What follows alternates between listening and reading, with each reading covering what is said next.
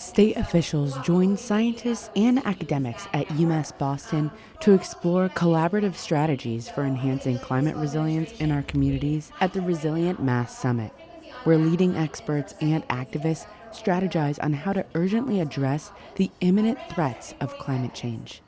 Solidarity is not optional. Climate change knows no borders. All feel its increasingly wicked impacts.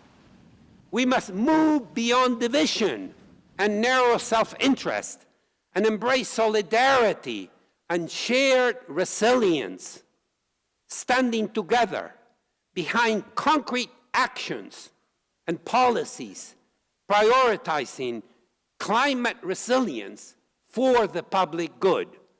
A key focus of the summit was developing housing infrastructure that can withstand the effects of climate change and protect residents in their homes.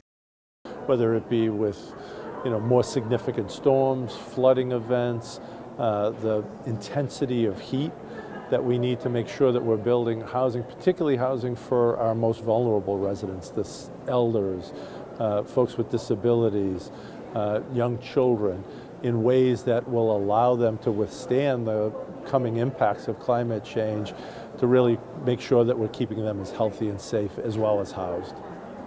The psychological impacts of severe climate change on youth and adolescents were also a major concern, with experts inferring that the mental health crisis can be tied to climate anxiety.